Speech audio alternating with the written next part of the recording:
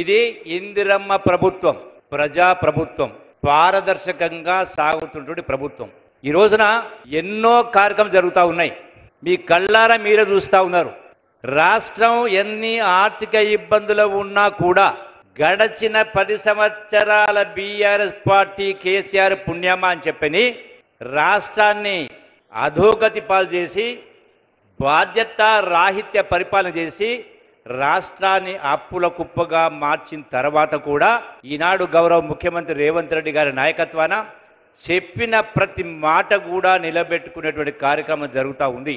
గడచిన ప్రభుత్వంలో double bedroom అని చెప్పిండ్రు, కానీ 10 సంవత్సరాల కాలం ఎక్కడ కూడా ఒకరి పేదవాళ్లకు ఒకటి కూడా రాలే.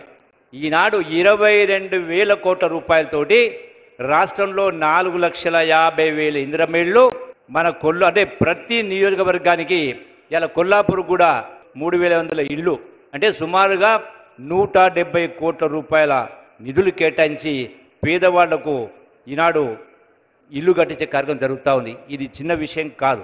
అటనే 22,000 కోట్ల రూపాయల రుణమాఫీ కూడా చేసే కార్యక్రమం చేయడం జరిగింది.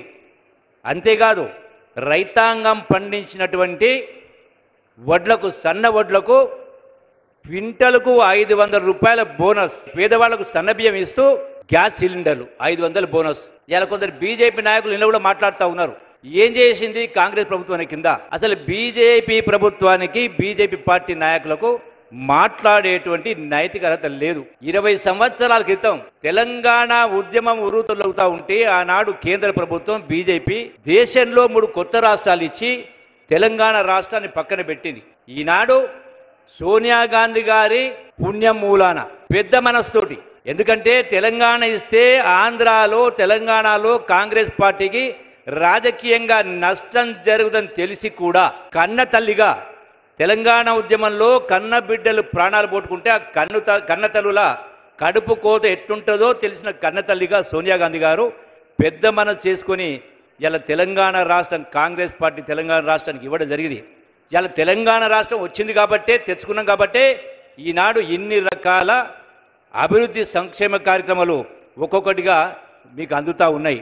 ఈనాడు 5 లక్షలు ఉన్నటువంటి ఆరోగ్యశ్రీని ఇలా 10 లక్షల రూపాయలు కూడా పెంచేటువంటి కార్యక్రమం చేయడం జరిగింది.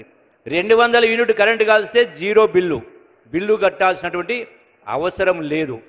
కేసీఆర్ 10 సంవత్సరాల పాలనలో 75,000 కోట్ల అప్పు పోయి 8 లక్షల కోట్ల అప్పు అయింది. 8 లక్షల కోట్లు అంటే 10 అంతలు అప్పు చేసినావు. సంవత్సరానికి 6,000 కోట్లు పోయి ఇలా నెలకు 6,500 కోట్ల రూపాయల వడ్డీ కట్టాల్సి వస్తూ ఉంది ఈ ప్రభుత్వము. కట్టింది కూడా సుమారుగా 1,20,000 కోట్ల రూపాయలు ఈ 16 మాసాల కాలంలో. అంటే ఇంత ఆర్థిక దుర్భర పరిస్థితి ఉన్నా కూడా ఈనాడు ఇన్ని కార్యక్రమాలు చేస్తూ ఉంటే ఏమంటాడు కేసీఆర్? ఎక్కడ పోయింది మీ బంగారం, తులం బంగారం అని మాట్లాడతాడు. ఎక్కడ పోయింది 2,500 రూపాయల పెన్షన్ మాట్లాడతాడు. ఈ ప్రభుత్వం వచ్చి కేవలం 16 మాసాలు 17 మాసాలు అయింది. మరి ఆలస్యం కావడానికి కారణం ఎవరు? కేసీఆర్ కాదా? బీఆర్ఎస్ పార్టీ కాదా? బీఆర్ఎస్ పార్టీ నాయకులు కాదా? అందుకనే రైతాంగం కానీ, మహిళలు కానీ, యువత కానీ ఆలోచన చేయాల్సిన అవసరం ఉంది. ప్రతిదీ కూడా భగవంతుడు మనకు ఆలోచన శక్తిని ఇచ్చిండు. ఇవన్నీ కూడా అర్థం చేసుకోవాలా. ఇలా వాట్సాప్లలో, సోషల్ మీడియాలో ఎవరి ఇష్టం వాళ్ళు పెడతా ఉంటారు. మీరు అదే నిజమని నమ్మేటువంటి కార్యక్రమం చేయొద్దని మీ అందరూ కూడా సవినయంగా విజ్ఞప్తి చేసే కార్యక్రమం చేస్తూ ఉన్నాం.